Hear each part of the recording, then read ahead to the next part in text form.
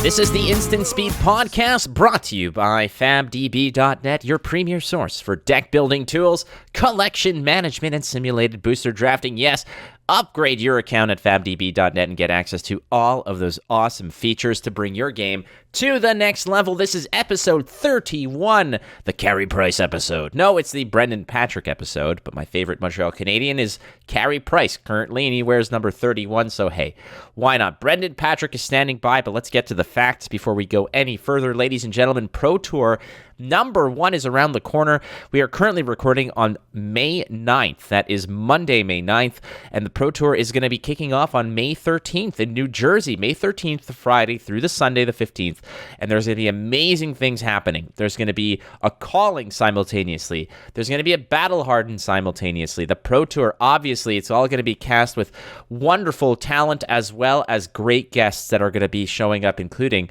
Mr. James White himself. So stay tuned for this. You want to be sure that you are well plugged into the Pro Tour because all of the biggest news and such is likely going down there at the Pro Tour. How about Pro Tour number 2? Well, the location was originally revealed to be France, but where specifically in France? It's going to be in the northern part of France. That would be the city of Lille. I'm hoping I'm pronouncing that correctly. That will be on August 26th through to the 28th. So keep that in mind. If your objective is to go to a Pro Tour, well, you got one in France. So it's going to be in Lille on the 26th through the 28th of August. All right. How about a little bit of leaked information, some potential spoilers, as some information of a pre-order was dug up by the sleuths on the internet to suggest that there is possibly a 4th hero. Now, you've heard me talk about this to all the ends, that I significantly believe that there is going to be a 4th hero. But the clues were adding up, and some were kind of perhaps leaning towards that not being true. This might be the first true, dead set, lock, stock, and barrel piece of evidence to suggest that, yeah, it's going to happen. We've seen it happen before with leaked information regarding history packs being, released out into the wild ahead of schedule. And here it is. Well, there is potentially an opportunity here where you see Dromai and Phi as a pre-orderable Blitz deck, and then in the question mark category is Blitz Deck version 3 and Blitz Deck version 4.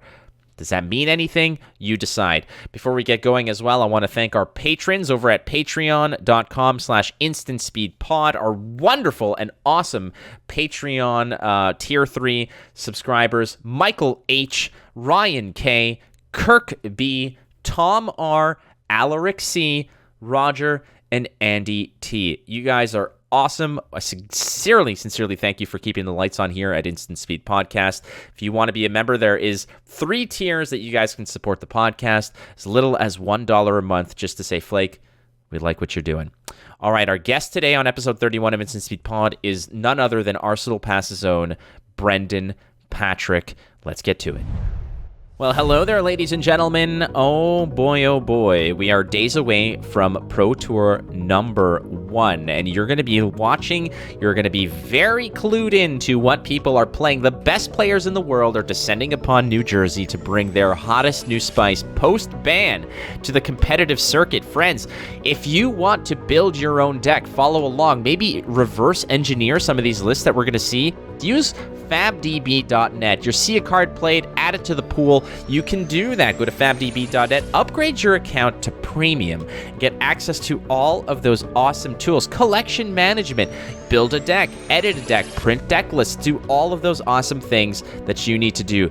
Upgrade your account today. You will not regret it. The Instant Speed Podcast is honored to welcome one of the halves of the Arsenal Pass podcast, which is an institution within Flesh and Blood. Let's get real here about that. He is always lurking amidst the top-tier players at major tournaments. Welcome to the show, Brendan Patrick. How are you, my friend? Good. How are you doing, Mr. Flake? Been a while. It has been a while, yeah. I mean, I think we finally I don't want to say came to blows. That's not how it goes. But we met finally at the urinals in Indianapolis. So you'd be surprised how many people I've met at urinals and callings. It's that's the one place if someone wants to come up and talk to you, you just can't get away. They give you the Now, hey, I mean, let's be real. Your hands are like, saying your hands are full is like maybe not the right context that we want to say here. But yeah, you're kind of occupied, as it were. You can't exactly just sort of pivot and leave on that regard. But yeah, you were there. I was there. It was a great time. We've got Pro Tour around the corner. But before we get to that, Brendan, I wanted to ask you a little bit about your origin story, which is kind of how we the first sort of order of business when new guests are on the show. Obviously, everybody knows you. They know Arsenal Pass. But what about the journey that led you to Flesh and Blood and where you are today? You know, your first forays into card games and how you caught wind of Flesh and Blood and eventually came to where you are today. Yeah, it's a bit atypical. So Flesh and Blood is actually my first card game. And I started in at the ground floor. So I think it was 2019. It's a store out nearby me in Denton, Texas called Reaper. And I was actually there for like a maybe to do like a Magic the Gathering draft. I just started to like kind of do that with my partner at the time, just casually, and it didn't fire. So they had some decks laid out. They had this like, you know, the Ira decks. Some people were playing it and I was like, oh, it looks cool. So I immediately went and just spent a bunch of money on like all of the decks and a few boxes because I'm impulsive. Brought it home and then mostly played with my partner. And we loved it. It was like the best game I've ever played in my life. I was just absolutely blown away. And just kept buying boxes, which has really paid off. But at the time, I remember it was maybe not the best fiscal decision in my life. I was like, I would have to like sneak away and like go buy another case of Welcome to Wraith or something like that. Yeah. But yeah, I played a lot. There wasn't too many local events at that time. We did start up something eventually. And it was basically me, my partner, and then like a couple kids would show up every now and then like the store, some people that worked at the store. And yeah, it had a lot of success early, like a lot. So I remember, and this is just, I only bring this up because contextually it's kind of funny. I won like 32 games and never lost. And I was just like, I'm pretty good at this game. went to the calling in Austin, which is really funny. They were planning to do a venue and ended up being just like a game store because like nobody signed up because like nobody knew what the heck Flesh and Blood was. I walked in on Friday. There's James White and Sasha Markovic just hanging up these posters. And I'm like, oh, it's like I introduced myself and I'm like, yeah, James, like, you know, creator. I'm just like blown away. And then I'm like, oh, hey, Sasha, like I follow you on Twitter. And he had like 25 Twitter followers or something. He was like, oh, really? One of the 20. So we kind of hit it off there. And I remember we played an event that Friday. They used to call it the Battle Hardened. And basically what it means is like you would play a Flesh and Blood event, but you'd play against the developers or the creator. And in this case, it was just the creator. So we did some drafts. We did sealed. In my first game, I got paired against Sasha and I lost. I was like, oh, God. Because it just really hammered it in that if I had been so successful in my local meta, I'd obviously accrued some terrible habits to come here and just immediately lose. And yeah, I thought I was screwed for the tournament. But Sasha and we really hit it off. And we got to hang out with James that night as well, which was awesome. Learned a lot about the game. And we went into the calling on Saturday. That was my first card tournament. And yeah, it went great. There was probably, so this is a calling, by the way. There was probably 34 people there, maybe. Easy top 8. Easy top 8. Yeah, if you win. So like I think I got in at like second seed or something. Luckily, like Sasha made first seed, and then we played through top 8. I drafted Ninja, by the way. So funny thing about Welcome to Wraith is that statistically, back then, for the people that were aggregating the stats from these tournaments, which I think was like only Yazi, if you know that content creator, like people thought Ninja was unplayable, like terrible. And it, like, especially in sealed, like it was like the worst thing to pick. Nobody drafted it. And I'd never played the class in limited because of that reason. I was just a part of that hive mind. And then in top 8, I don't know. Something just came over me. I saw Jesus and I drafted Ninja. I never played the class before. So came through the quarterfinals, the semifinals, ultimately met Sasha in the finals there. And then, forgot to activate my Snapdragon scalers after I wrote down damage and then lost. So everyone has this sort of fall off a cliff moment where everything seems to be going well. You have, like you mentioned, you have that come to Jesus moment where you kind of like in that cinematic style, you look in the corner and he's there and he gives you a wink and a thumbs up. And you're like, yeah, for you, Jesus. And then you forget to do the Snapdragons and it all falls apart. Oh, I remember when I did draft Ninja, there was like a few people from my local store and like my partner was down there with me and they had like watched what I was drafting because it wasn't like a private table. It was just like literally in a game store. I remember they was like whispering because like he drafted Ninja. Like, what is he thinking? Like, what the heck is going on here? And even I was surprised. As soon as I finished the draft, I was like, what was I thinking? But yeah, basically Sasha and I had we split the prizes for the finals. And I just decided to use that money to fund a trip to New Zealand to play the first Auckland constructed calling, which was that one was a crazy one, right? I think one of the things I'm really grateful for in Flesh and Blood is I don't think I ever would have traveled to New Zealand, or at least not in the next 20 years probably, if it wasn't for this game. And I got to go visit that just majestic and beautiful country for a couple weeks, and play that calling, and that was just amazing. Which is funny in retrospect now that we're traveling like all over the world. We're going to France, we go all over the US. Like this was just not stuff I did before Flesh and Blood. But yeah, that tournament in particular, I think there was 100 or so players. Sasha and I had worked really hard on a sort of deck that wasn't explored, so nobody else was really on it. Basically, back in Welcome to Wraith, people, they look at Ninja and it was the hyper aggro class of Welcome to Wraith. Like it was the pinnacle, like the epitome of what aggressive decks are. They block bad, they do a lot of damage, they have on hit triggers, and yeah, that's it. So we sort of flipped that on its head, and our ideology was that Dread Brutality was broken, and Flick Flack was really overpowered. And our deck played those cards, and that was pretty much all that mattered. So it was effectively a fatigue strategy, but it was more just like a really hardcore attrition that would run the opponent out of threats. And back in Welcome to Wraith, threats means like literally like red cards. So get them on all blue cards, and then just like drone them out, like with these drones that hit for 6. And yeah, it was absolutely devastating. So in the Swiss round, I lost to one mid-range ninja, which was Mark Tung. And then I lost to Sasha in the mirror, and Sasha lost to Mark Tung, lost to somebody else, and then lost to Mark Tung as the last thing, but he squeaked in at number 8 and ultimately won the tournament. And I think that like that encapsulates like my origin story, because after that we hit like COVID, and I think I dropped out of the game for a bit, just like in Arcane Rising, like nothing to do. And I sort of came back in like Skirm Season 1. But for origin story, I really look at it as like that 2019 first calling, first card game, and boom, we're in freaking New Zealand now playing this crazy tournament. So it's just fascinating because, like you mentioned, you never played a card game prior to this, and you had a few goes at Magic, and it didn't quite click with you. You said, it didn't fire. And I get that feeling because certain games you just drop in and people are crazy about them, but it just doesn't connect with you. There you are getting into Flesh and Blood. You see people playing the Ira Welcome decks. You take a look at it. What was it about it that really sort of spoke to you, versus, jamming a few Magic games and that not clicking with you? So, like, initially, it wasn't much, right? It was just me being impulsive and just buying something that I thought, like, looked somewhat cool. Just a novel experience, maybe like a board. I approached it kind of like a board game, just looking to do something different that night. Ended up doing something that's changed literally the rest of my life. But in terms of gameplay mechanics, like you're right, I played a little bit of Magic, and like I think the amount of non-games in Magic the Gathering was not very attractive to me. I don't think it's attractive to anyone, to be fair, but it's sort of the price you pay, because Magic is an incredible game and it does have amazing systems that have been fleshed out for many, many years.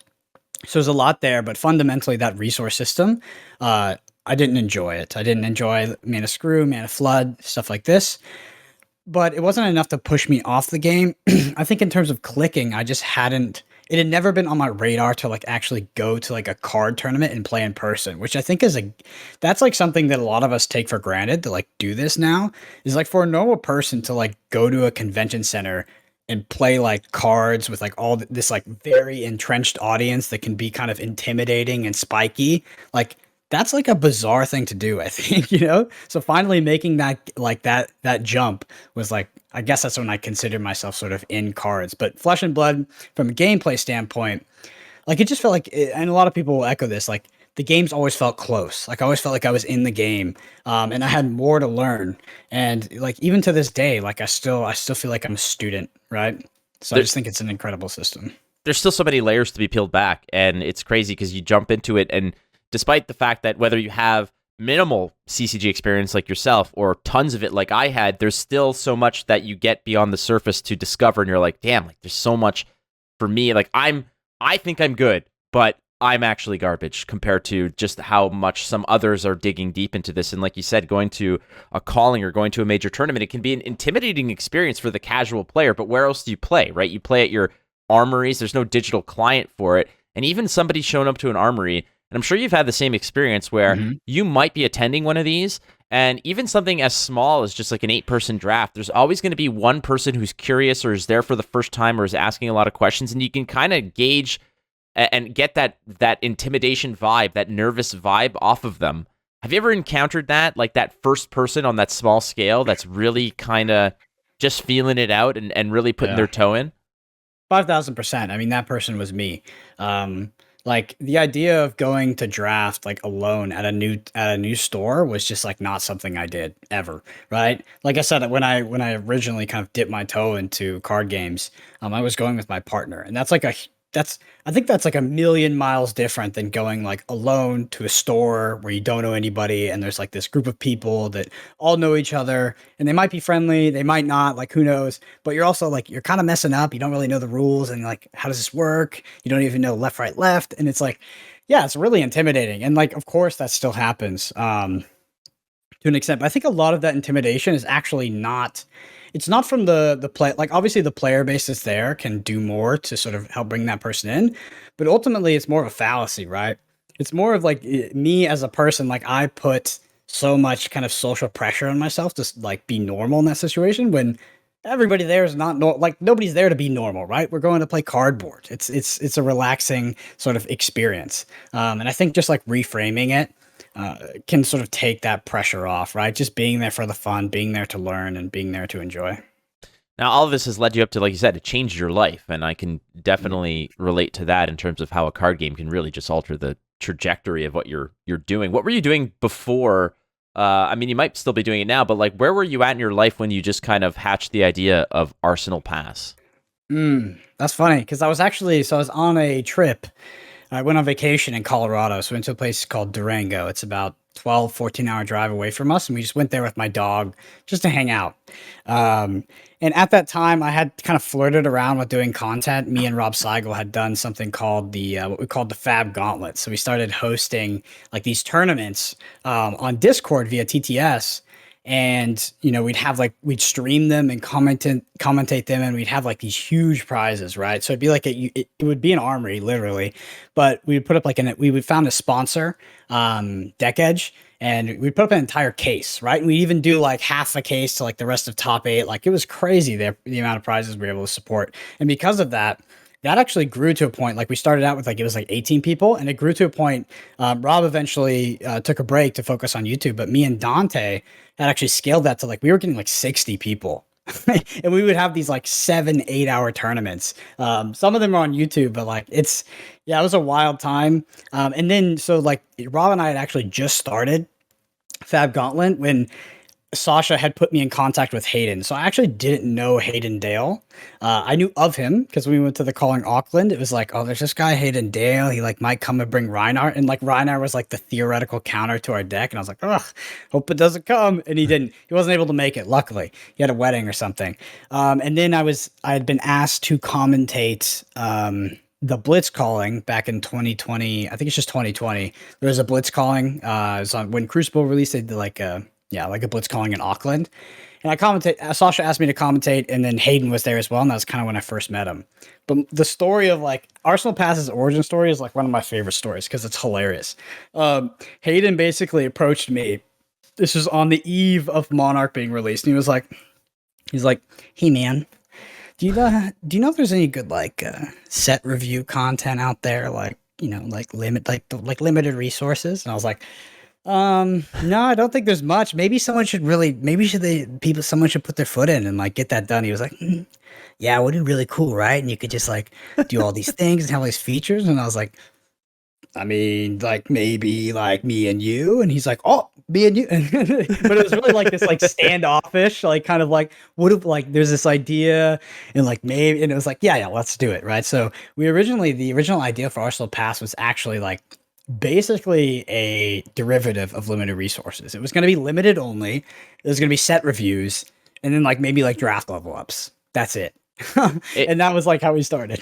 it's funny because like all the pieces were there in front of you as you guys are eventually, putting it together, and eventually the picture kind of comes clear. Like it could be us, and it could be anything, which is great because that was the next question I was going to ask: is how did you eventually get paired up with Hayden? And this, this early rendition or this early version of what Arsenal Pass is a far cry of what it is today. Now it's like its own entity, its own brand. It's like this thriving monster within the. I say monster like not like from a negative connotation, but it's just this beast that's out there that really is a big service to the community for Flesh and Blood.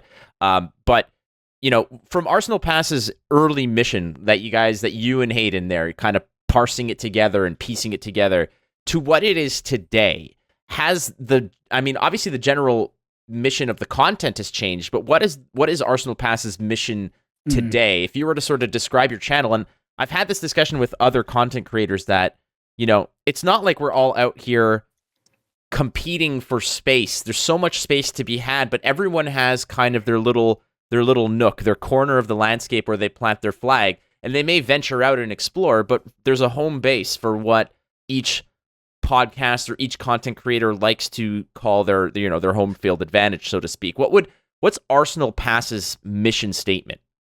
Yeah, so although like the format has changed, right, the actual mission of like why we started the podcast never changed, right? And it's still, I genuinely believe it still is who we are today, which is that it's competitive content from competitive players, right?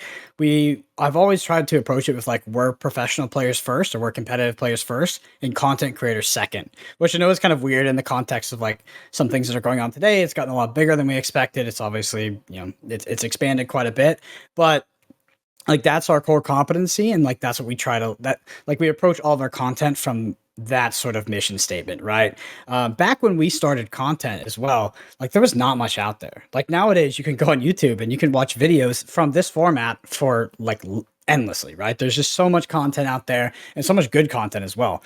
Back when we started, like Session Blood had just decided to stop their podcast because they were going to work for LSS. But in terms of like gameplay, there was like almost nothing. It was it's crazy. And we're on like our 56 or something episode. Like if I just look back at episode 52, like the actual year of progression in terms of like Flesh and Blood content available from when we started and like where it is now, it's night and day. Like it's a totally different landscape. It's massive is what it is, and it's just kind of grown. And like that's the other thing that I want to kind of get into is the fact that, I mean, this was your first foray into content creation for any game, right? Like you've never done anything prior to this, right? Not really. Like I done some sort of streaming because I used to play like Apex Legends like pretty competitively. I played Overwatch pretty competitively. I used to be sort of into FPS, but I was just kind of streaming, I get the nice 10 to 30 viewers or something. Didn't have a community or anything. I would just ping it on or turn it on for like scrims or tournaments or things like that. But yeah, outside of that, no podcast, no YouTube, none of that.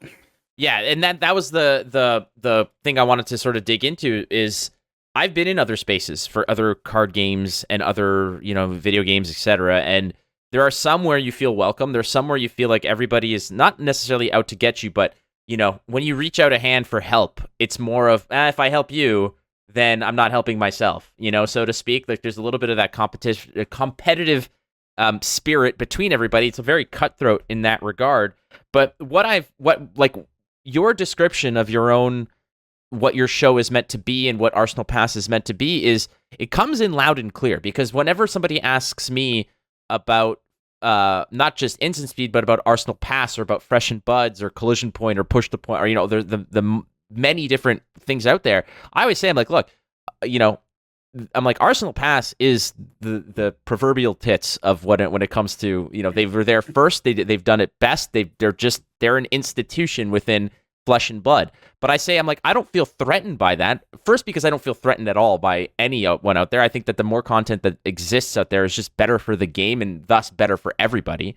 But secondly, I'm like, we exist in different spaces. I mean, I say Brendan and Hayden are pros. They're pro players giving competitive insight from that perspective and discussing a competitive, more like focus on the competitive thing. I'm like, that's not me, and that's not what I'm out here to give. That's why I have you on the show, because I need somebody who can give a competitive edge to these things, because that's not my thing. My thing is this, and that's what I like about this community, because I've never felt like we're all out here fighting for the same patch of water when there's an entire ocean out there to explore, and everybody has access to the same thing. Have you felt that way about content creation in Flesh and Blood? How do you feel in terms of, I mean, you don't have to like everybody, but have you felt like some kind of, I say like you're kind of like a pioneer within this realm, but how do you feel as Brendan Patrick of Arsenal Pass within the content creating community? It was pretty funny. So Arsenal Pass used to have actually a secondary podcast. It's Arsenal Pass Time in the Round. I think it reached almost 30 episodes, if not. And the format was me with a guest every time. And it would be more about them, it'd be more about the story of that person. And we literally canceled that show because I wasn't finding it extremely sort of self-actualizing, and we were very busy with other things. And I said it on our podcast. I was like, when we canceled, I was like, Instant Speed just literally does it better. Like, that was why. And that's why we stopped. Like, it was its entirely own thing. And we just stopped it because we knew that somebody else was fulfilling that gap, and it wasn't our core competency, right? But it wasn't what we were out here to do. So in the context of sort of, diverting time or devoting energy to other things, it was like, okay, the community, like, if they want this type of content, is perfectly served by this other channel. And it was actually the catalyst for us feeling comfortable canceling it, because we had a lot of people, like, the reason why that section was super successful for us was because although Arsenal Pass is centered around competitive content, due to the nature of us kind of existing for as long as we have an audience of people that isn't there just for the content, right? They've developed sort of these, what do they call them? Like, sort of a parasocial relationship with the podcast. It's like a ritual, they listen to it all the time, and like, it's just part of their daily life, and they're part of the community, right? And what is content to them isn't always just, how do I deck stack, or how do I do like whatever, right? Get the next big tip. So having this more sort of casual podcast that was most just literally centered around conversations was helping to sort of satiate both of our audiences, as well as our audience that, we have quite a few people that listen that are pro players. And our content, while we try to approach it from the pro perspective, most of the time, I would say 80% of it is not going to be for players at the highest level. Because if you're at the highest level, you don't need like what we have to offer, right? It's not introductory. It's just a step above that, but it's also not, here's the deck to win the Pro Tour, right? Because we can't service that. We cannot service like that market for a couple of reasons. One is because we're also competing, so there's a bit of a conflict of interest there. And then also the main one being, and this is the one that people I don't think give us enough credit for, is that we don't have it sometimes. So like this happened back in Tales of Aria. Like, we just didn't have the deck. We had gone a long time with sort of having the deck with, I believe Sasha and I sort of broke Welcome to Wraith. Our chain deck and Monarch was quite good. And then in Tales, like, we just didn't have it. And I remember, and like, so if you're at the highest level, there's a few reasons why, Arsenal Pass content is going to be mostly around enjoyment, right? I don't think there's going to be a lot of level ups that are going to help professional level players on the cutting edge to sort of get better at the game. And that's okay, right? I don't think that's our target audience. Our target audience is the people that are trying to make that switch, right? They're a little bit above entry level, above casual, and they want to sort of improve and learn. Well, you guys do a great job, and like you mentioned, the space that you guys exist in is top notch, and I feel bad to a degree. I was on Time in the Round once, and like, it was a great experience. It was nice to talk to you, and in that regard. But ultimately, sorry, not sorry to a degree. But like I said, there's certain things that I'm confident in, and there's certain things that I won't touch with a 40-foot pole. Because like, I tell people all the time, I'm like, dude, if you're coming to me for advice on how to win a calling, you will lose said calling. Don't come to me. There are much better resources out there that are not me for that. Speaking of which, Pro Tour around the corner. It's literally days away. We're recording this currently. It's Monday the 9th of... Monday, right? Yeah, it's Monday. Monday the 9th of May. Pro Tour begins on the 13th on the Friday. This will be published most likely on the Thursday. So just tomorrow, ladies and gentlemen, is when Pro Tour kicks off. Your initial expectations. We'll talk first about a little bit about meta and such, because the bans are now happening. And then we'll get into a little bit more of the grander spectacle. But just from your thought process, a lot of people are having immense amount of mental turbulence when it comes to trying to figure out what the hell to play. People land on chain, they revert back to, they do the whole, now that Viserai might not be, is Starvo still good? How does Prism fare? Is Oldhim a threat? How is Lexi within this? Is Dash considerations? Like, on and on and on. Yeah, for sure. And I think that's almost ubiquitous across every testing group, right? What we found shortly after the bans is that they weren't super impactful other than basically taking Viserai mostly down a level, right? So what was important about Viserai is it sort of had this toolbox way of dealing with decks that would, just try to do nothing against it, try to fatigue it, or they were slow, and it could always divert to this OTK game plan, which was probably kind of fundamentally why the deck was broken, is it was both the best aggro deck and the best combo deck at the same time. So we take away that deck, and then we just end up with the sort of the same meta we were in before, but it's less defined, right? There's more just kind of good decks. And like in terms of like taking a deck to target the meta, it's really tough. So let's just talk about the top decks. Like the top decks are Chain and Starvo, period. Are there other decks that can compete with that? Absolutely. But Chain and Starvo, that's what you have to be looking at if you're going to play the Pro Tour. Can you target the meta if you're gonna target Chain and Starvo? Well, I don't think there's a deck in existence that targets both Chain and Starvo. If there is, it's innovative and it's new. And I don't think there will be a lot of people on it at all. I do think you can individually target Chain or Starvo. And in that case, you're trying to metagame an unknown meta, right? Because the Pro Tour itself, let's say there was no bans, would already be somewhat of an unknown meta because we've never had a Pro Tour before. What sort of psychological process do people go through in picking their deck, right? Do people still play Prism when they know that they're going to get wrecked by Chain? Or do they double down on Prism because they're like, okay, I'm just going to gem format past the Chains, dunk on all the Starvos, and then win my mirrors, and then I'm good. So I think that like it's really interesting, especially when you get past the tier 1 decks, you start looking at the decks that really target something. So you have like Ice Lexi, or there's quite a few versions of Lexi that are quite good into Chain, to be honest. Like some of them are quite disruptive and can be brutal, but they kind of suck against Starvo most of the time. If you look at Prism is pretty good against Starvo, but dude, that deck sucks against Chain. I've seen some versions that think that they can fatigue Chain while still having a cornucopia of 2 blocks in their deck. Not going to happen, especially when Time Snap Potion is a thing. So it's like you're either targeting one or the other and then gem formatting pass. And it's like, if you're doing that, should you even be on sort of this like derivative deck that's targeting the meta? Probably not. You should probably be playing one of the best decks. Say maybe flip your mirror. Maybe you found some text, you get an edge in the flip your mirror, and then have to actually work through your other matchup against the other best deck in the format. So if you're playing Starvo, that's Chain. If you're playing Chain, that's Starvo. I think it's an interesting place to be, but I do understand sort of the turmoil that people have gone through.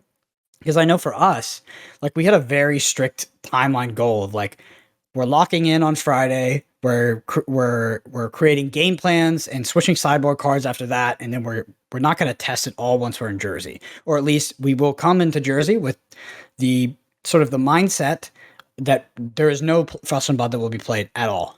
And that's just not what happened. I think we hit Friday, we reinvented the wheel. We hit Saturday, we reinvented the wheel again, and then we hit Sunday, we did it again. Like it's been a crazy testing process. But I think I've virtually locked on every single deck that's possibly playable in this Pro Tour. And right now, I don't even think I'm locked. I'm still in between a couple.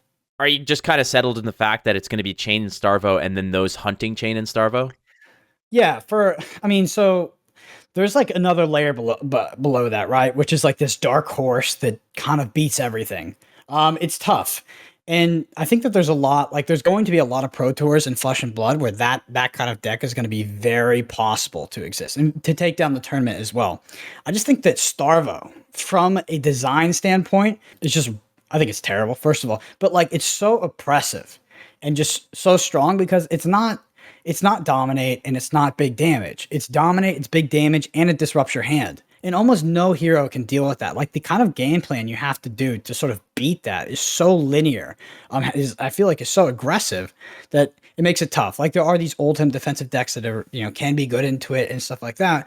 But I feel like the Starvo hero ability is really what constrains the meta. And I think that the ban on Awakening is interesting, right? Like if they only banned Awakening, I think it would have been a hilarious choice. But they banned Awakening and Autumn's Touch and as well hit Viscerai. So Starvo, I think he's still in a great position, in a lot better, in a much better position than most people think he is. But in my opinion, I do believe the Chain is favored into most Starvo matchups. The tough part about Chain is you go to play against Starvo. What cards do you play, right? You have to hedge. You have to be ready to beat Fatigue. You have to ready to beat Casino. So like the aggro version or the defensive version. So you have to play some amalgamation of cards, at least in Swiss, until you get to top 8, so that your game plan or can effectively deal with both. And that's pretty tough because it just makes you worse at both of them at the same time. So it's a tough meta. I'm looking at Chain. I think that it's the community has sort of agreed upon that it's probably the best deck. I'm aligned with that to an extent. And if I had to choose between Chain and Starvo, I would pick Chain. Well, that's the thing I was going to get to, is the fact that it just seems like the best Chain players out there probably already have the reps on it back when it was in its heyday, and now the edge that they may want, because a great Chain player, a seasoned Chain player, even since the deck got nerfed, everything else that might have been better than it now seems to be just maybe like a step or two behind. But ultimately, the real determining factor here for Chain success is whether that Chain player can sideboard in. Like you figure out who goes first. If you suspect that your opponent's going to be fatiguing you, you need to play accordingly. If you suspect that they're not, you need to also play accordingly. And how do you sideboard into that? The best intuition and kind of like the word on the street, if you have that information going in, you'll, as a Chain player, sure. I don't know how a Chain player is going to lose this if they have that kind of stuff figured out. Yeah, but the thing is, like you never have the information, especially in Swiss, which is the tough part. It's like in top 8, right? You can aggressively side your deck to target one of those strategies, but in Swiss, you got to play some sort of soup of cards, unless you're just gambling. Like what I think is really interesting about Chain is like they banned like Chain's biggest enabler, which was Seeds of Agony, but at the same time they gave him Spellbound Creepers, and like Spellbound Creepers and its ability to sort of, I don't know, go over the top of Fatigue is very, very good. So I don't know if Chain is stronger into Fatigue, but it's relatively close on power level, to be honest. I think Fatigue is one of the worst strategies into Chain. And I always have, and of course I've been wrong, obviously with the Vegas being won by Fatigue. But it, to me, in that matchup, it feels less that you're on a Fatigue deck and more like a nice Blizzard really just gets them, right? Mm-hmm. And then outside of that, like who wants to play Fatigue as well? Because like you sit down across from your opponent and you just go, okay, the impetus is on you to win the game. I will simply sit here and spectate. Basically. Yeah, and that's a terrible place to be in when you're looking at the Pro Tour, when like all these teams, all these high-level players, they've practiced for exactly what you're doing, right? You may have practiced for what you think they're doing, but it's not even in the same universe of preparation, right? So I feel like you're just meat on the table if you're trying to fatigue these Chains. So the glitz and the spectacle of this Pro Tour has been hyped up for quite a while, and like all the way back to when it was announced back in like January in the Pro Tour in New Jersey, etc. I mean, James White made it very clear that this is like the place to be, that this is sort of the coming out party. This is where Flesh and Blood kicks down the saloon doors and, you know, starts firing wildly into the air and says we're here, kind of thing. Do you think that this kind of grand spectacle of the Pro Tour #1 in New Jersey, is it something you think that, I mean, it's the first one, obviously, it's going to be a big deal. You know, there's this banquet, there's this big there's multiple events, there's a calling, a battle hardened, all kinds of cool stuff. James White's going to be there, artists, cosplay. Do you think that that's going to roll over into Pro Tour #2, into Worlds, or do you think that this kind of hype and such is just either unsustainable or not worth continuing to pump the tires on moving forward? So I think there's two really interesting aspects to this question and how I think it will play out, right? Like currently, of course, there's going to be a diminishing return on it being the first and being the like this unique thing, right? So, and I think there's an inherent kind of, you know, the excitement of it does decrease as we get more and it becomes more normal and stuff like that. But I think as more players come into the game and qualifying for said Pro Tour becomes harder and harder, there is going to be a level of prestige to that achievement of just even getting there and competing that I think does exist to an extent now, but will exist at a much greater extent later, just because of literal people that are trying to do it, right? It is an invite-only event. There are a select number of people, and ultimately, it would just get more and more competitive. So I think that sort of the Pro Tour being this premier competitive event for Flesh and Blood, like, yes, I do think it is sustainable. Will anything ever be like Pro Tour New Jersey, the first one ever? Probably not. You know, this will be something that we'll look back on that's been like this historical moment of Flesh and Blood, kind of where we turned the corner and became like the real deal, which I feel like we've said about like a million things. I remember when we were calling Vegas, the first calling, it was like, okay, we're finally legit. And now we're going to the Pro Tour. It's like, okay, we're finally legit. Yeah. And it's like one of these things. So I do think it will continue to be very exciting. Yeah, I think the Pro Tours will be special. And part of the excitement, honestly, is the fact that, you know, you get to see a lot of people that you don't see prior or that you have a lot of communication with. Obviously, COVID is part of it, but just the nature of what Flesh and Blood is, a lot of our interactions are going to be online. It's not like we all live in the same neighborhood. We go to the same armory all the time. So really, these major events where we get to go and meet up with all these people that we've spoken thousands of words to, you know, over the internet, we finally get to sort of meet them. And it's a great thing.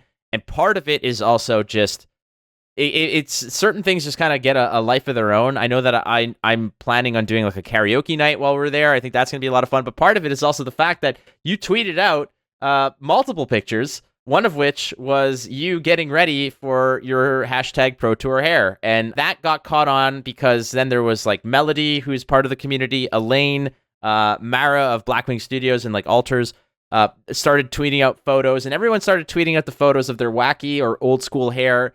And that caught fire to a degree where now suddenly hashtag Pro Tour hair is a thing. You've got your hat on here. So is there a big reveal coming in terms of what the hair is going to be, or what's the story with the Brendan Patrick Pro Tour hair? I might have like flicked off my hat at some point to like itch my head, but I think you got to keep the lettuce secret, you know. I'll bring it out. I'll bring it out at the Pro Tour. But yeah, I mean, I just like, it's weird because I know with people in my personal life, like they see me like dye my hair. Like it's quite a big difference, right? And I'm like, at this point, it's not even a choice for me. I feel like it's just part of my brand and part of the excitement, right? It's like there's this very fluorescent, you know, like bright hair, right? And I'll probably be doing it for every major event. I did think in the past that I would kind of just keep it because I didn't hate how it looked. But I'll probably be doing it for every major event, and I think it's just gonna be like a thing. I love the idea of you and Tannen like doing it as well, especially Tannen, right? Well, Tannen's like the thing about Tannen and I is we've had so many stupid ideas. Part of them was we wanted to get like complimentary like suits for this. We just didn't have enough time because things didn't get confirmed until too late. But we were gonna go and get really ridiculous matching, like either it was gonna be like Dumb and Dumber style, pastel colored, frilly, you know, top hats and the whole thing. But then we're like, okay, now we're making the Pro Tour look silly, but why don't we just get matching suits that are not too... It became a thing. So I think the hair thing is a nice, you know, launch pad for all this. Also, I have to definitely rewind here and give you kudos for the fact that you're, other than any of my hockey player buddies, you're the only person I've heard refer to hair as lettuce.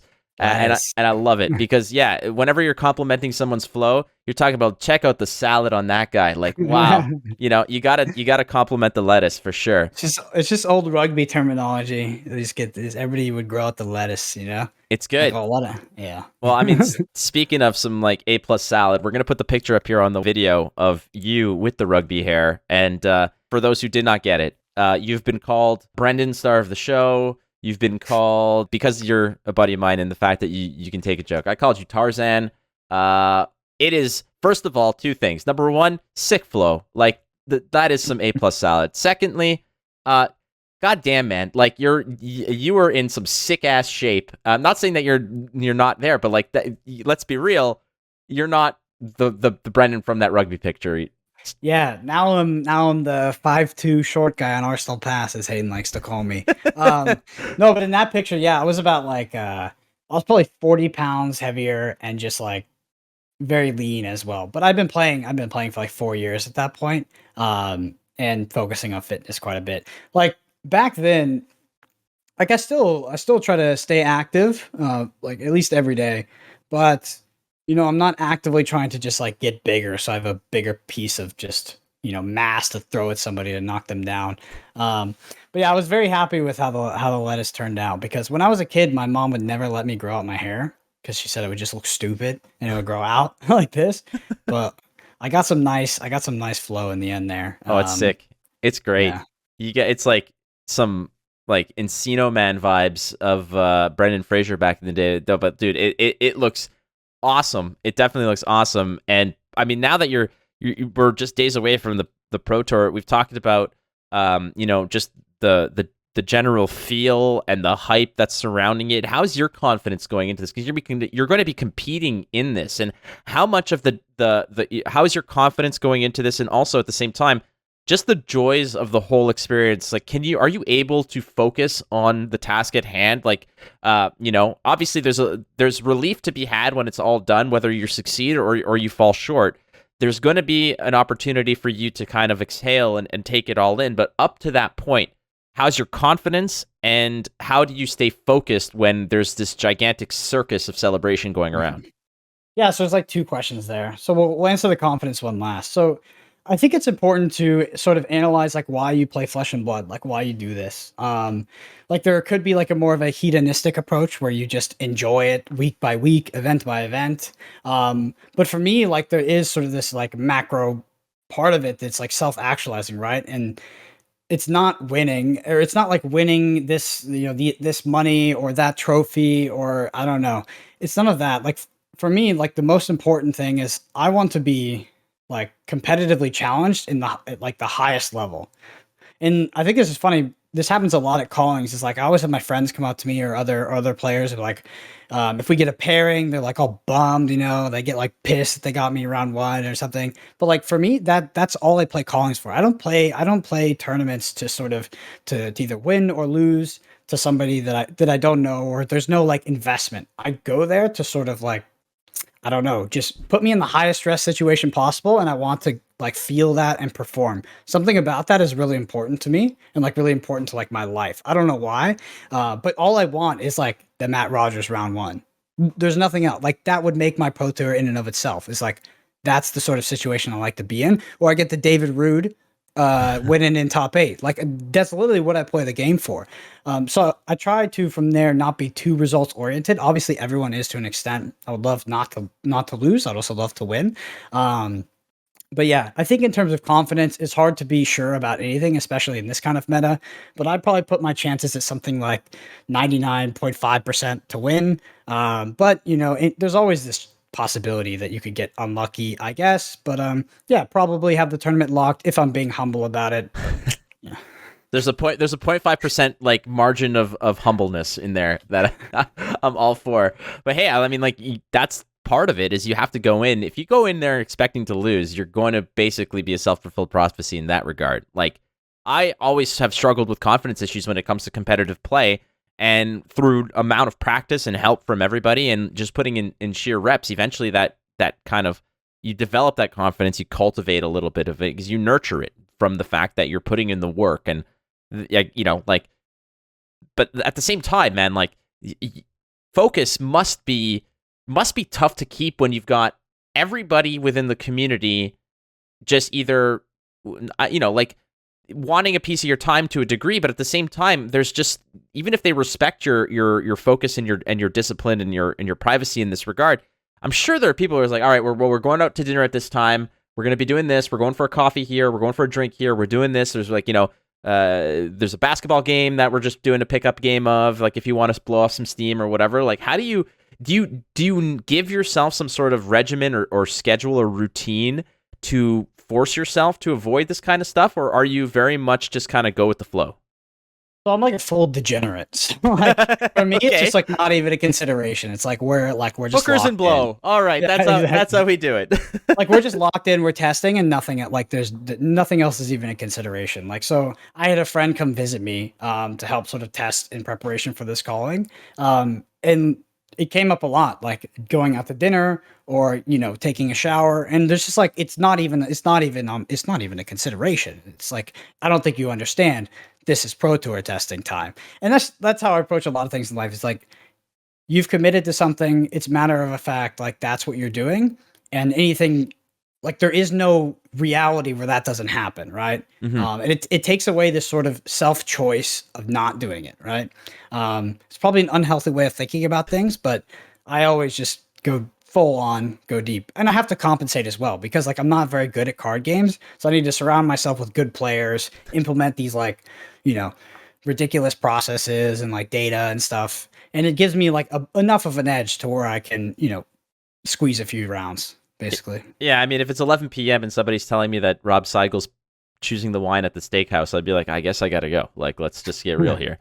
All right. Well, I mean, that's all stuff that's going to be happening down the future. But for now, there's been some new information that was basically leaked today, again, being Monday the 9th, where the new fourth hero that, again, I wrote 2,000 words for Channel Fireball about my prediction for a fourth hero and the evidence that I was presenting as to why there was going to be a fourth hero, which now seems like old news. And I wish that they had published it a little bit sooner. But, or if they, like, because when I wrote this, if it was published on the day I wrote it, I would look like a freaking genius. But now I look like an idiot because all the information's out there. But it was dug out of a pre-release or a pre-sale or a pre-order for the Blitz decks, where essentially they've announced the Phi and Dromai, and then they've said, and plus the two others. So people are like, what are the two others? Obviously, there's probably an Icelander one, but there's a fourth. So now people are once again kind of rekindling that fire of the talk about the fourth hero. Not that it ever died down, but there's a lot more fuel that's been poured on that fire. I want to get a little bit of your thoughts on who, if any, there is a fourth hero and what that might be. So if there is a fourth hero, it'd be another Runeblade because it's been a while since we've seen one of those. Okay, sure. But I'd probably side on the controversial take where I think that that leak, I'm not sure, right? It could be like an SKU issue, like on the store's end. Like it's not an actual asset, right? Like the picture itself is sort of generated, and even like the title behind it could be generated as well. I actually still think that there's three heroes. Like I do. I just think that three heroes is a better design space for limited format, and it's better for the longevity of the game. I don't think they're gonna sneak in like another hero. If they do, like I'll caveat this by saying I'll take the under and get a full pass for this bad take here if that fourth hero is a Runeblade, because I think a lot of people didn't see that one coming. I mean, everyone freaked out when they're like Briar was released, and they're like, another freaking Could you Runeblade. imagine? Dude, if they just drop another one, it would be like, I don't know. Hilarious. Well, man, like you know just as much as I do that people love to find things to complain and bitch about, and like if they announce that the fourth hero is a Runeblade, people are gonna start saying the sky is falling again. Like white border cards were like the worst. Was like, it was the worst thing ever. Suddenly, and now everybody's forgotten it because now imagine if a Runeblade shows up in white border, people would lose their freaking minds. It'd be insane. Hot There take is some though. sort of like comical hilarity that I always budget for LSS, where it's like there is this there's things that can be normal and there's what we expect, but then they can just throw this like ultimate curveball and give us like what would they give us, like, I don't know, like some fire Runeblade or something. Something really weird. Elemental Runeblade, like just covering all the elements. Like, why not? Let's just do it. Let's make Briar even more busted.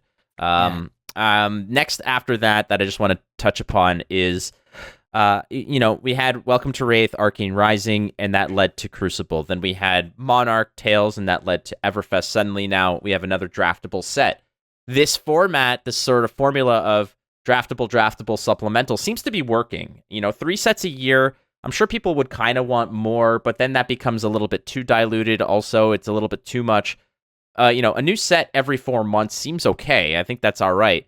But there is a little bit of concern that people are maybe thinking that it's not 2 draftables and a supplemental every year. What would your ideal game plan or blueprint be for set releases, and what would be within those sets? So I think that 9 months between draftable sets is a little much. It's a long time, and I hope that we don't go down that road. There is that fine line you have to walk on, where there's such a thing as too much product and too many things to buy, but I do wish that there were more draftable sets. And looking, I can't remember where I got the information from, so I hope it's publicly available information. Not that I don't get that, but I hope it's not 8+ months in between limited sets sometimes, because that leads to like really that's kind of close to where we're at least like dual formats.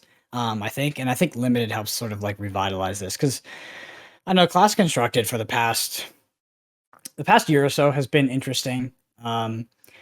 Because it's sort of been dominated by linear decks, like linear aggressive decks. There were some cards that helped that got banned, so maybe like Plunder Run, stuff like that. But we're still in. I think we're technically still in the same place. Like they created Ice, they banned these cards, they do all these things, and like Starro is just another flavor of aggressive, kind of an aggressive deck. There is obviously the control deck that Michael played. I think definitely attacks from a different vector. But outside of Oldhim, and I think Oldhim is like a very powerful hero, and Crown of Seeds is kind of a broken equipment.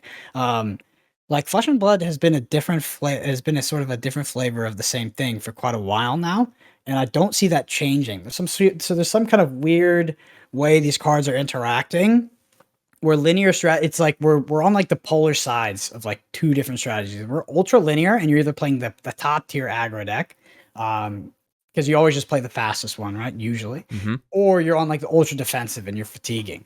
And there's like this very beautiful design space of Flesh and Blood, which is the middle, and these mid-range decks, these setup decks, which technically Viscerai was. He just was also happened to be busted at aggro at the same time.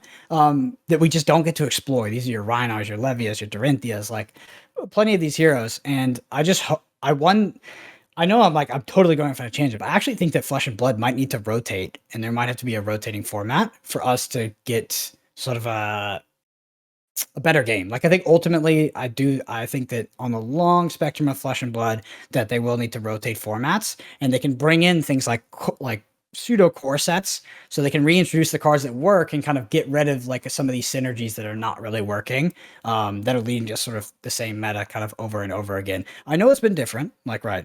I know it's a controversial take, but I do think that would lead to like a more fun game. And I feel like I kind of see, like, if I'm looking at the forest through the trees or whatever they call it, I think it's on the horizon actually. Like I think we're gonna get rotating FAB formats. I legitimately think so within the next 2 years.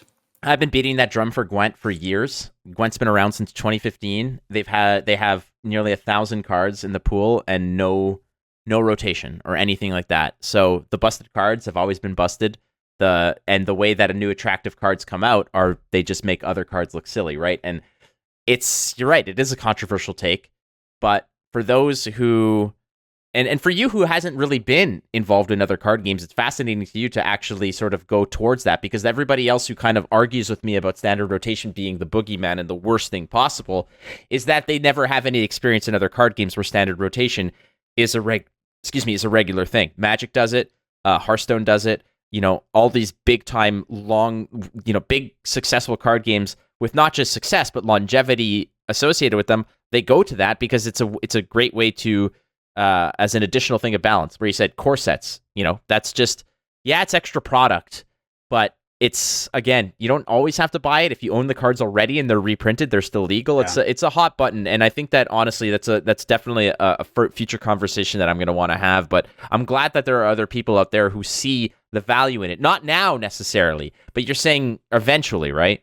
Yep, eventually. And I also think that doesn't mean that there's only going to be a rotating format, right? I just think that the rotating format, so there's like this sort of what you would consider like standard in Magic, but also the Eternal format. Like our game is still young. We can still play professional and competitive level events in the Eternal format. I just think ultimately for the health of the game from a balance perspective, as they start to move into this era of developing new cards and like new sets, because Flesh and Blood did a lot of sort of upfront development, and that was sort of what they released through Welcome to Wraith, Arcane Rising, and even Monarch. I think Tales maybe too. Well, now as we get into this new era of card design, it becomes harder and harder to like design new cards and have them not have some sort of busted interaction with the others. But for me, it's not on a card by card basis. It's more on like a strategy basis, where like these linear aggressive decks that sort of force the opponent to answer the question have just been so dominant, and they've destroyed they've kind of ruined the ability to play any of these. I don't know if you could call them mid-range, but like your Rhinars or your Levias or like your Warriors, like those cards, like there is Saber Boltons, which is playable like niche, but or maybe it's the best deck in the format. Some people have told me for this upcoming Pro Tour, but yeah, it's either, I feel like we've been on like this sort of polarized side of hyper aggressive or hyper defensive, and I ultimately don't think it's very helpful. And I hope like it's at the hyper aggressive stage right now, but if we ever get to the stage where it's hyper defensive, I mean, Flesh and Blood is going to be a miserable game. Like, I think that, not, I mean, to an extent, like from a casual perspective, I think fatigue is like a big issue. I don't think the fatigue should be a fundamental strategy for winning games. It doesn't affect it usually doesn't affect the game at the highest level, but what it does for like the armory level of Flesh and Blood is just miserable. Like, imagine going to an armory and your opponent's strategy is to, just lay down their 4 cards every turn, and they ask you the question. And unfortunately, the answer to the question is like complicated deck stacking, maintaining sort of this like power level of your deck, pitching away cards that you would like intuitively think you should be playing, et cetera, et cetera. Mm-hmm. So yeah, it's just an interesting spot right now. We've kind of seen them add in multiple things to try to combat this, and we haven't stopped the train yet. Like we added in ice, we banned plunder run, et cetera, et cetera. I agree. I mean, as more cards are introduced, especially generic style cards. Like, could you imagine if they printed another really good, red 4-block D-React? Like you already have Fate Foreseen, you already have Sink Below, you have like a faction specific one perhaps. But imagine like if they just keep pumping these out, eventually, the playability of it just starts to migrate towards the spectrums of hyper aggro or hyper control to deal with the aggro, and everything in between is neither one or the other, and therefore it's not good enough because you're constantly going to be getting better aggro tools and you're constantly going to be getting better defensive tools, but there's no better mid-range or no better in the middle stuff really. So you're kind of, if you want to stack your deck with all the best of one thing, the middle is where you're kind of lacking. It's kind of where you're neither here nor there. So that's a really fascinating take for sure. How many zero for X? I mean, usually it's 0 for 3 if they have Gogan, but how many like 0 for X's can they print? I mean, ideally 4, whether that's a combination with another card. How many 0 for 4s can they print before that deck just outvalues like every deck in the game because it doesn't pitch cards, so it's always up on a card. It's like a very limiting design space, and there might be people smarter than me that can answer that question, but I think we saw a hint of that issue creep up in Tails, but it just sort of accentuated the point, right? Definitely. Smarter people than you is definitely not me. So, but when it comes to answering questions, that's what we're going to be doing in the next segment. It is called Go Again with Brendan Patrick. If you choose to stick around for another little while, will you join us? I'll join you. Awesome stuff. All right, we will be right back with the Go Again segment right after this quick words from BCW Supplies. As always, the Instant Speed Podcast is so generously and wonderfully supported by BCW Supplies. BCW Supplies does deck boxes, they do storage, they do sleeves, and it's not just about cards. Are you a comic collector? Look behind me. The wall is littered with signed and autographed comic books, and if you want to protect some of your stuff, you can go to BCW Supplies. Use the code ISP10 at checkout. Get 10% off, not just your first order, but all the orders you're going to make, and you can do that if you go to BCW Supplies. Are you a coin collector? Do you collect records or vinyls? They have something for you as well. Binders, all the greatest stuff that you need to protect, store, and display your greatest and rarest gems. Use the code ISP10 at checkout, get 10% off, and support the podcast and support BCW Supplies. BCWSupplies.com. Protect, store, display. All right, it is time to go wide on Brendan Patrick as we go again on a series of questions. Again, this is Go Again. Are you ready, Mr. Brendan Patrick, to go again? Yeah, let's go. Here we are with question number 1. Mr. Brendan Patrick, what is your hidden talent? Gosh, that's a tough one. I don't know. There was one point in my life when I actually spoke quite a few languages, which is kind of a weird thing to say. But especially since COVID and I had some medical stuff come up back in like 2018 that have limited my ability to travel. Like before then, I'd actually studied Russian for a long time. I lived in Moscow. I lived in Thailand, kind of back and forth for like 6 years. Lived in Turkey, and I studied Chinese for like 6 years as well. I just never actually got to go out there, so I lost that one pretty quickly. But I think at this point, I'm someone who used to speak almost 4 languages at a conversation basis, and not counting Latin, which was like my high school thing. Wow. There's lost like is now back to 1. Just like You could pick it up, right? Like you could go back and you could pick it up, but you'd have to study. It's definitely a muscle, and if you don't exercise it, it sort of goes away quite quickly. Next question is from Mara of Blackwing Studio at Blackwing Studio on Twitter. This is somebody who does exceptional altar work, who I have commissioned my first ever altar from Mara, so I'm excited to get that in a few weeks. The question here being several parts, but the first one is, how is it your hair is still so glorious, is still glorious whether it's 2 inches or Fabio length? That's the part of the question. And the follow-up to that is, we know the community is an important aspect of Flesh and Blood to Legend Story Studios. What can they do to continue to foster content creators, new and old, and the community as a whole? Yeah, so there's probably a dirty joke in there somewhere with my hair being glorious, both long or at 2 inches. But I don't know. I guess I was just I was just blessed. I was just blessed in that department. I actually the long hair. I honestly thought it would never look good, and it didn't look good for a long time. I wore a helmet for like a year, but ultimately was able to achieve the rugby lettuce. And yeah, other than that, I mean, I'm just someone who goes and gets their hair bleached and turns it white just to look more recognizable at some of these pro tours. But yeah, just a blessing. So what can Flesh and Blood do? Yeah, so they do a pretty good job, to be honest. Like they really throw a wide net with the people that they give spoilers out to, as they should. So I think that they hit a lot of the audiences, and everybody comes away usually pretty happy from that season. As well as I mean, you've probably received some promos that you're able to give out on giveaways, playmats, like all that stuff is really cool.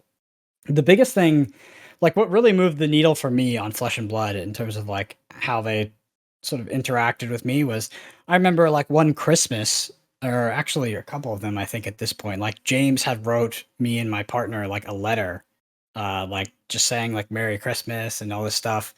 And then he had like included, like 12 packs of Welcome to Wraith because he remembered that we liked playing Sealed. So like that personal touch is like it's really important, and you get that a lot too still with Flesh and Blood, even if you maybe haven't gotten like that specific kind. Like a lot of those letters, like they do come like either handwritten, and there is a lot of intent to them, so I think they're doing a good job. Outside of that, like what I would really like to see is just more content from the studio themselves, because we've seen hints of this, but there hasn't been like a structure or like a sort of like a goal, right? Like we saw like Devastation. That's like, I don't know if you remember that series, but kind of just happened and then it was gone. We had like some other series like the Pack One Pick One. It happened, then it was gone. So I just like from a content perspective from the studio, I like kind of wonder, who's driving the ship and like what their long-term strategy is. Because I think content from the studio itself is really powerful, right? Because they put it on their main website, and it's something they can sort of put their reputation behind. So I'd like to see more from them in regards to that, and probably I know that they have been sort of contracting out some gameplay video, and I think that's really cool. But another Devastation would be awesome. Like I like the idea of that. I think that the execution of the first one wasn't quite there, but it's a cool enough idea where we get to see like into like the heads of the developers, right? This like sort of mysterious, I don't know, cult of people that develop the game, and we get to see them play and like duke it out. Like I really liked the concept there, so I'd like to see more of that. One thing that I can always say is that LSS knows, what side of their bread is buttered to a degree. They've been very, very transparent about the fact that they know that content creators are basically like the front line when it comes to marketing the game and what people are consuming, other than the physical cards that they're doing and the tournaments that they're putting on. When it comes to people wanting to consume more Flesh and Blood related content, it's people like you and I who they'll go to. So they're very aware of the fact that we are a big part of the success of the game, and they're very vocal about supporting us too. So that's a really cool thing as well. Like they're not out there saying, "Well, too bad. Like we own everything, so you're our bitches." But like they're very good. And the fact that, like you mentioned, getting that kind of Christmas gift from Christmas letter from James White, pretty damn cool. Yeah.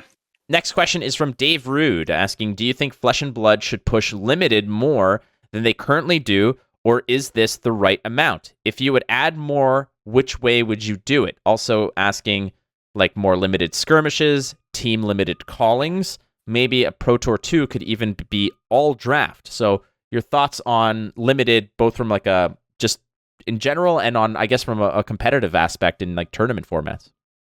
Yeah, it's really interesting because I think if you would have asked me that question back when we were sort of in the limited calling season, where it was Dallas, Cincinnati, I don't know, and then obviously nationals, like that was a lot of limited for me, and I've been like, yeah, they're totally servicing the limited community. But since then, it's been nothing, right?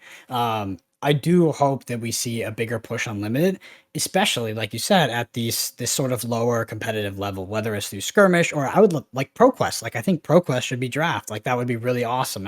Around the release of Uprising, like I think that would be super fun. Even sealed, I think that sort of having some of these seasons, whether they be skirmish, road to nationals or ProQuest, and like with ProQuest and road to nationals, they've been strictly constructed until now. I think it'd be great. That's like a great opportunity to add in limited, keep it really really fresh, because sometimes those seasons are, you know.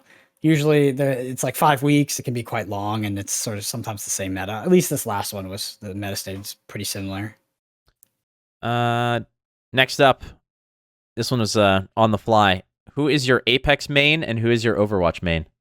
So in Apex, I mean, I played at the beginning, right? So I played a lot of Wraith, which is Sweaty. It is like it. Yeah, it was the sweaty character, but it's also like when you're playing at like with a team like at that competitive level, it's actually just like it's a utility character, because your whole entire reason for existing is actually to move people around the map.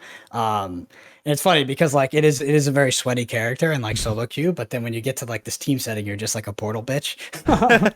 It's true. In Overwatch, I played pretty much only hit scan. I played early, so I was in beta, and then season one, I played a lot of Widow, and then a bit of McCree. But ultimately, when we were like actually competing, I usually ended up on like Zenyatta, just because from like a shot calling perspective, which was for some reason the role that they decided to put me on, like that's the best hero to be on, because as you throw out, I think they're called dissolution spheres, whichever one debuffs them, like you're really calling. It's like it's so natural with like calling targets anyway, and Overwatch is a big part of Overwatch is sort of focus firing on a single character. But yeah, I usually play the sweaty characters, but not because of like, I don't know. I guess I'm just drawn to them. I just like the ability to carry, even though I would like at a competitive level, I'd rather be doing anything except carrying. But I'd rather be the one carrying rather than nobody doing it. I get you. I hear you on that. I like the thought process when it comes to race, because like the only time that I've ever solo queued as a trio in Apex, it's like I got paired up with an Octane and a Wraith, and as soon as we dropped out, it's like, all right, well, the Octane effed off that way and the Wraith's gone, so let's go. All right, on our own. And it's like when someone gets downed, it's like, all right, you're like 50 yards or 50 miles away from me. Like, the f do you want me to do? Like, I'm sorry. Yeah. Stop pinging your banner, and it's not happening. It's a great solo queue character, but in like a team setting, you just become a utility character. Like there I am as Bloodhound scanning. I'm like, okay, we got a team here. Oh, where are you guys? All right, well, there goes that whole thing. Like, thank you so much. Adios. Tome of Harvests at Doubling Season asks, what do you think LSS could do to get more players from the starting/casual play level to competitive? Are these two in a healthy spot, or would you like to see some changes? So, is there any more efforts that LSS needs to sort of, perhaps push some of these competitive players to dip their toe in, the casual players to dip their toe in the competitive pool?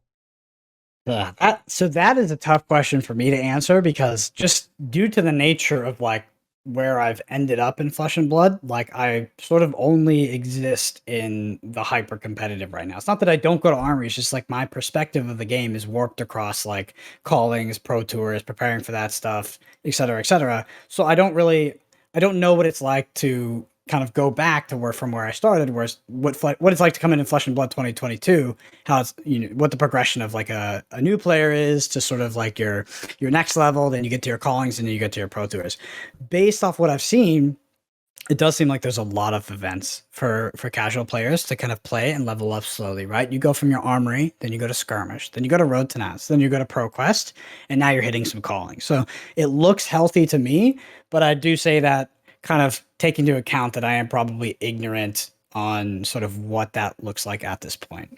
This is a good time for me to plug the fact that I wrote a 5-part article series for FABTCG.com talking about going from casual to competitive and what's needed to do it. But from an LSS perspective, I mean, It's tough because I hated the stress of competition, and some thrive in it, and it's tough for people to get acclimated to it. It's an uncomfortable place to be. It's like getting into it's like a polar bear plunge. Like you'll eventually get used to it, or like a sauna, but like that first, you know, exposure to it, it's uncomfortable. 3 questions left. This one from Capello, aka Andrea Biaggi, asking, do you still follow rugby? If so, who is your favorite team and who is your favorite player? So actually, I played rugby for a long time, but I never followed it.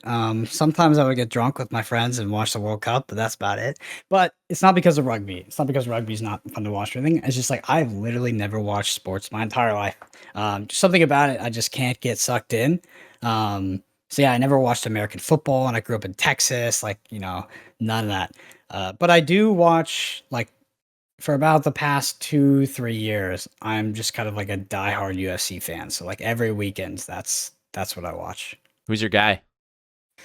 Oh, it depends. There's so many good ones to like. I don't really have like one fighter that I sort of identify with, but at every weight class, I probably have one that I really like. I don't know. Like, there's a guy at 125 pounds. His name's Piotr Jan, and he just fought for the championship and he lost. But I mean, the dude's an absolute killer, and I love watching him fight. Oh my God, there was a fantastic fight last, actually this past Saturday between Charles Oliveira and Justin Gaethje, which was like one of the sickest fights I've ever seen. And the one before that, where Michael Chandler just upkicked and KO'd Tony Ferguson. I'm throwing out a lot of names that probably don't make any sense, but for a UFC fan, it was a good time to watch UFC last Saturday. I know some of them. Again, I'm not a huge UFC fan, but like I respect the sport a lot. Like it's incredibly technical, and trust me, I would never. I don't have the balls to do something like that. The other question, this is just an offshoot to that previous one. What are your current thoughts, and what were they in his prime of Conor McGregor? Oh, it's tough to say in his prime. Because I actually didn't watch in his prime. I watched him, the first time I watched Conor McGregor fight was actually when he lost to Khabib. And I'm a big Khabib fan. So I wrestled for 4 years in high school. And I did like some Russian Sambo and like jujitsu after. So like just Khabib and everything he was about just vibed with me. So I wanted to go see him smash Conor McGregor, as they would say. But nowadays, he's just a bit annoying and washed up. So, like, it's just like, I don't know. He's got a big mouth, I guess, and not really much to back it up at this point. But he's an absolute legend in the sport, of course. I think I just came in at the tail end of his career. Yeah, I mean, when your training regimen is also wrestling bears in your youth, I think that like Conor McGregor that video is so good, isn't it? It's just like it was like his dad just like, yeah, this is my son, and he's wrestling a bear currently. Like, who cares? Like, this is what we do. Funniest part is like the bear freaking double legs him. Like the bear pulls off like a wrestling move. Like I was like, it's hilarious. It's like, what the hell? The bear's got him in like a figure 4. It's like, no, wrong sport, wrong sport. All right, I'm gonna tell you the question. I'm not gonna tell you who asked it. You can guess who asked it. The question is, does Brendan think he can tackle me since he thinks he's a big rugby star now? That's the question, and you can guess who asked it. Gosh, I can guess who asked it. I've like, is it Dalen Mack? It is Dalen Mack. Oh, easy. Easy. It depends. I don't know. How much is Dalen Mack has got to be you check pretty solid. Well, you check the Tampa Bay Bandits like What's roster. His stats? He's 6'3". Do you want to guess how girthy this guy is? I mean, you've met him in person, right? Yeah, so is he? It really depends on them. Like, it's so hard to tell sometimes with guys like that, but maybe 6'3", like 270. I would say high would be like 300 if we're talking pounds. You want to hear what he's exactly listed at? So 6'3" is correct. Yeah. 340. 340. Yeah, I don't know if this is like some like weird 1990s kind of like WWF, billing where like the Undertaker was listed at like 7'5", like 800 pounds or something like that. Like, I don't know if they're giving him that treatment, but I mean, like, I've been with him. I've gone to he lives local to me, actually. Yeah, but have you ever gone out to eat with Dalen Mack? I haven't gone out to eat with him. Okay, besides the fact that his takes on fast food are absolute pure organic garbage, like he thinks that Subway is like S-tier food, which is the most ridiculous thing ever, so don't ever trust him. I went to a Brazilian steakhouse with him in Indianapolis, the one where it's just this giant meat orgy where they just keep bringing you meat until you basically tap out. I ate more than him, And I mean, like, I'm not saying that from a point of pride, but I was a little bit kind of like, it kind of softened the myth and the legend of Mr. Dalen Mack. I mean, he's just, dude, 6'3", 340, he's a unit. Could I tackle him? Probably. Would I sustain injuries? Maybe. That's really the question. When I played California in like a D1 division, like rugby in California. So like there was a lot of Samoans, and those are some big boys. There's a lot of 300, 400 pound boys in those front lines. So yeah, but I mean, Dalen Mack is he's a beast. Yeah, he is definitely a unit. If ever I were to attempt it, I would need some sort of Hulkbuster kind of Iron Man suit to just take a running stab at it. But final question for you, Brendan, is what is your walkout music? Now, I always have these gigantic, beautiful visions of like a stadium full of people. It's like an 8-man invitational. Your music hits, fog machine, pyro, the whole 9 yards. What music's playing when you're walking to the ring to face off?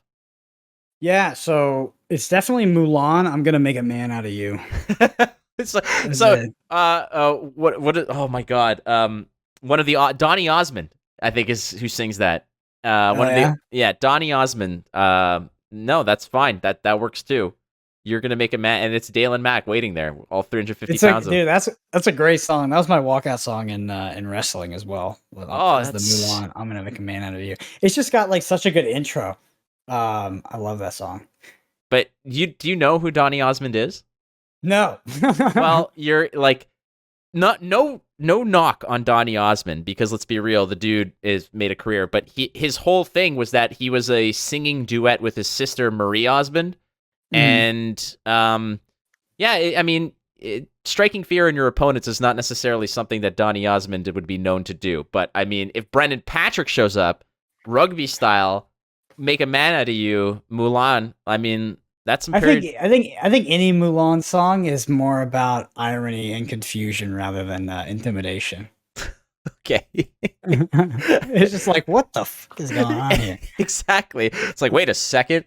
So you come out to like Barbie Girl or something just to throw people off. Like, yeah, like this guy's crazy. His music is purposely bad. Like, what the hell? It's like, yeah, he doesn't need music. He's trying to throw you off. Mr. Brendan Patrick, I sincerely appreciate you coming on the show. Again, you're, like I said, a pillar of the community, an awesome human being. Very intelligent, very well articulated, and fun as hell, my man. I'm looking forward to hanging out with you in Jersey. But for those who want more, Brendan Patrick, where can we get more Arsenal Pass, Brendan Patrick, the whole 9 yards? Yeah, so Brendan Patrick is located on Twitter at BrendanAPG. Other than that, Arsenal Pass is on YouTube. Obviously, we have a podcast as well. And yeah, that's pretty much it. We keep it simple with the socials. Probably need to work on our SEO a little bit, but it's all good. We do podcasts. Our podcasts are mostly centered around competitive content, trying to do level ups, things like that. And for the YouTube, we do deck techs, deck guides, as well as gameplay.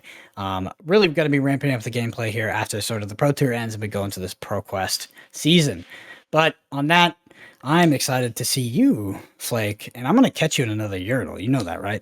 Well, hopefully you're not waiting too long. That is our sacred meeting space. I'm just going to be there, and like a tile's going to slide out, and it's going to be your eye poking out, like, you there, buddy? I'm like, dude, not now. Like last time, I heard you got a card for me. Yeah, dude, I was midstream, and all I hear like, I hear you got a card for me. Yeah, give me like 30 seconds, please. Like that's the thing about it, is like, I don't even want to be acknowledged as a human being when I'm doing that. Like, not that I'm ashamed of it, but just nobody approach me. I will talk to everybody. I will give everybody the time of day, but not when it's literally in my hands and things are happening. If you catch my drift. Now that's not that no competition, you know, nobody else trying to come up to you. I'm just be like, hey, Flake. Yeah, hey, buddy, just in my ear. All right, man. Thank you. I'm so flabbergasted. This has been the most like solid go again segment ever. All right, friends. Thank you so much for listening to our sponsors, BCW Supplies and FabDB.net, as well as our patrons. You guys are awesome. If you want to support the podcast, go to patreon.com/InstantSpeedPod. We've got 3 tiers, and we aren't going to hide any content behind any paywalls, but if you just want to give us a high five or buy me a cup of coffee and said you're doing a good job, there's multiple tiers that you can do, cool perks associated. So go to patreon.com/InstantSpeedPod, and don't forget, you are not losing if you're learning, so keep playing the game. You might win. We'll catch you next week on the Instant Speed Podcast.